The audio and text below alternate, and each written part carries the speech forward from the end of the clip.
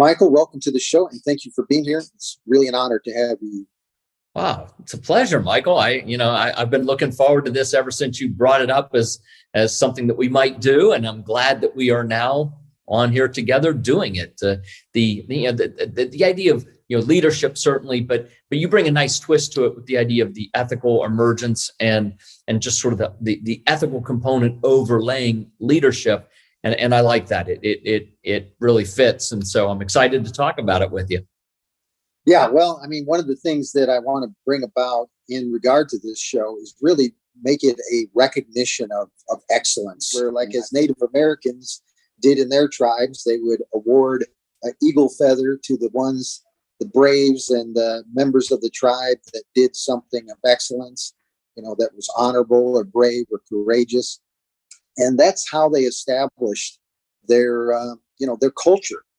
And that's how I believe we can really kind of restore our culture, is by recognizing the attributes and skills and abilities that we really want to see each other strive for. Yep. That said, let's talk about leadership. You're an excellent leader. What does leadership mean to you? And then how do you practice it? How do you bring that into the everyday world when it comes to leadership? Yeah. Well, it's an interesting story because for me, I didn't really understand the difference between management and leadership for many years of my professional career. I guess if somebody asked me to define the difference, I probably could have. But, from that experiential standpoint, I really didn't know the difference. And so I'm going to go back to an early part of our corporate history back in 2002, 2003. But in the company, I had hired a chief operating officer. And what absolutely blew me away was how he could manage the team in ways that I could never manage the team. And I guess that my fault in that was that I managed the people in the company the way I would want to be managed, which is really simple. Hey, Bob, Mary, here's what I need you to do. If you have any questions, let me know. Otherwise, get the job done. Right. And I'd walk away. Right. My door's always open kind of thing. Well, and that's one management style, management by objective. But there's a very small percentage of the population that works well in that environment. Most people want and need more direction, more structure. And I didn't understand that. And so when we hired our chief operating officer, two things happened. One, I absolutely predicted, which was that performance increased. We were getting more done with the same people, right? And I said, okay, well, that makes sense. But here's what shocked me. What really shocked me was that not only did performance increase, morale increased. And I thought, how is that even possible? Like, if you put me in a box, my morale plummets, right? Please don't ever put me in a box. Tell me what you want done, I'll go do it. So it was this wake up moment. I can tell you it was 2006 when this wake up moment really hit me. And it was the first time I truly understood that I am maybe, I don't say a great leader, but I mean, I'm a good leader, maybe a great leader, whatever. But I'm not a very good manager. But it was this dichotomy, this very clear dichotomy that was very obvious, visually obvious to me, that really helped me understand hard and fast the difference between leadership and management. And that's really the moment. And I guess 2004, I would have been 40 years old, right? I was 40 years old. So, right. So it took me 40 years to kind of learn what leadership was. But the only way I learned what leadership was by finding out that I wasn't a very good manager. So I don't know, kind of a backing into leadership. But at that moment, then I could really concentrate and focus on leadership, right, as a skill set. And I have, right? And I have. And that was maybe the second part of your question is, how do you practice it, right? And I guess some leadership skills are innate, maybe, and some character traits that I have, and some are learned, but all are developed, whether they're innate or learned. They're rough, right? Or they're immature. Let's call it they're immature, right? And it's through the refinement, the practice, the conscious thought process to improve the innate talents, the learned talents in this particular area that really allows you to excel and become excellent in that regard. And so starting, I guess, at probably age 40, so now I'm 56, that was 16 years ago, I've really focused on leadership because I understand what our company needs. Our company needs management, and we need people who are great managers to manage. And the company needs leadership to take the company where it's going, see where it needs to go and go there. And that's my role. But again, it took 40 years, 20 years of professional work from 21 on, whatever, to kind of get there. But I backed into it, Michael. What about leadership when it comes to the people that work for you? How do you show them the way, or how do you kind of give them help when it comes to them, taking like their particular skill set that they have and leading with them? Well, that's a great question, because at the end of the day, if the organization is to really excel and be top in the business sector, right? Our business sector, real estate development, in the country we work in, you have to develop those leadership skills of people throughout the organization, and it's hard, and especially in Latin America, where it's a class system. We work in Central America. We will work in South America at some point, but there's a strong class system. And if you're a U.S. or Canadian, or the Europeans have somewhat of a class system, but if you're a U.S. or Canadian, this idea of meritocracy and merit is just driven into us from age zero. And the example that I give is that if, and this is when we were in Nicaragua, again, some of these understandings take time to form and gel. Right? There's a saying that just blew me away when we got to Nicaragua, and I kind of heard it secondhand through, some of the other families, and it was kind of kicked around that the saying was, better lazy than tired. That's a saying, better lazy than tired. And for me, coming out of, whatever Midwest work ethic, you gotta be kidding me.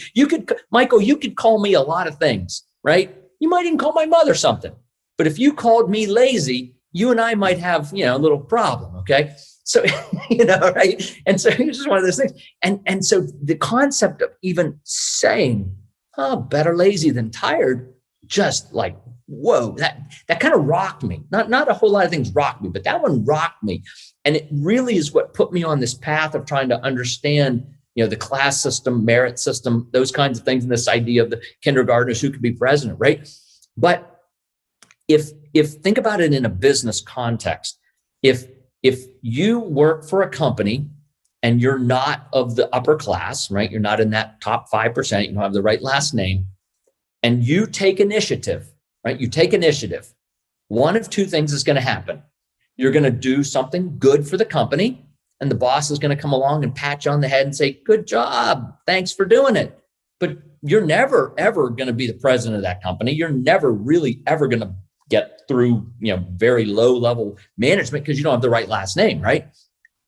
But if you do something and take initiative and you lose the company money, you're probably going to get fired, punished, right? Whatever, reprimanded or fired. And so in that environment, why would you ever take initiative? The rational human behavior is better lazy than tired. But we churn a lot of people in the organization early, even 30, 60 days. We try to interview well, right? But you can't always do it. 90 days, 180 days, we churn people through to find the people who can be leaders, right? Who can be leaders, right? But we would have staff meetings, and I would go around the room and I would say, what's your job, right? And then by the third person, everyone kind of got the joke, but it was the same answer: make decisions. Wait. The thing was always to say, and our managers understand this, thank you for making a decision. It was the wrong one, but it wasn't a great one, whatever they say. It was a wrong one. It wasn't a great one. You could have made a better one, whatever they say, right? But it's thank you for making a decision. And so as rudimentary as that sounds in leadership training, it was years, Michael, it was years before people believed that they could make decisions and not get fired, right? That they could get promoted even though they didn't have the right last name. Now, leadership training is in many ways like giving somebody who's never seen a toothbrush. Like, you got to show them what it is. You got to show them, and some of the stuff that we would just think, oh, of course they know that, right? The whole meritocracy, if you work hard, you're going to get ahead, right? I mean, we've been indoctrinated with that in the US and Canada our whole lives, but none of that. In fact, it was the opposite indoctrination. So really, leadership training in Central and South America, or in a class system, let me just say in a class system, you've got to go way, way back to some rudimentary stuff, and the kinds of things like the staff meeting where we said, you make decisions, right? That's your job, right? And what happens if you make a bad decision, right? Those very rudimentary things were how we began our program of leadership training within the company. And again, now it happens a lot faster because we've got some great examples of people that have done those things and been promoted and have been successful in the company. But I just couldn't believe, Michael, how far back in the process we had to get people to even begin to understand that they could be leaders. They could be leaders, and that if they were going to get rewarded and promoted for those efforts. So let's, when it comes to choices, and I think, choices are really kind of the embodiment of freedom. There's this ethical component that comes along, and that is really being able to determine good things from bad. And when you're doing things, kind of understanding that there are consequences to the actions that you take. Yep. What is your thoughts on ethics and how it plays a role in the business that you do, in the way that your organization works? There's a great saying: the reason to do the right thing is because it's the right thing. Simple, right? It's a tautology. I think that's the right word, right? I mean, it's a tautology, right? I mean, we do the right thing because it's the right thing to do. Period. We are vested in the success of the communities that we embed ourselves in. And so to do anything that would retard that development economically, socially, politically, all of those things, it would be, I don't know, it's just wrong. I don't know what else to say. It's just wrong, right? I mean, we spend a lot of time, love, energy, money, all that to move things forward, and corruption drags it back down. So I'm not willing to do it for that reason. But then there's also the very practical reason why you don't ever want to pay a bribe in Central America if you're a business person, right? And that is, if you pay once, you will pay forever. And my little glib remark is that the first time you pay a bribe, just run down to the tattoo parlor and have a bright green $$ sign stuck right on your forehead, because you are marked as a payer. You will never get anything done unless you pay and pay and pay and pay. The way that most people see organizations is really hierarchy. And to some degree, there are other ways to go about that. And that's one of the things that we're doing with Autonomy is we're really trying to create a peer-to-peer environment, where everybody takes on the responsibility of representing themselves and making offers and taking offers and all that kind of good stuff. But when it comes to building an organization, what are the keys that you feel are important to get people to work together and collaborate? I mean, it's always about people. I think that, again, coming back to this idea of management, the lesson I learned from management was that many people want structure. They want a box. They want to have easy ways of measurement of their success, right? Their performance, their success. And so a lot of organizational success comes from managing people, specifically how they want to be managed. We use the Myers-Briggs as one of our internal testing programs. We use the DISC sometimes. Then we kind of cross-train inside the organization so people understand who their coworkers are, from a type perspective. I hate labels, but it is effective. I mean, it's a shortcut to, real human interaction. But there's someone who needs a lot of structure, and the box is important, and the measurement protocols are important, versus say an NF, which is their opposite, which would tend to be an artist, right? Their intuitive feeling, like they just want to make sure that what they're doing makes sense to the, right? I mean, so it's a very different way of measuring themselves. Right. And true great managers then manage individuals, because we're all individuals at the end of the day, right? To help that individual do a few different things. One,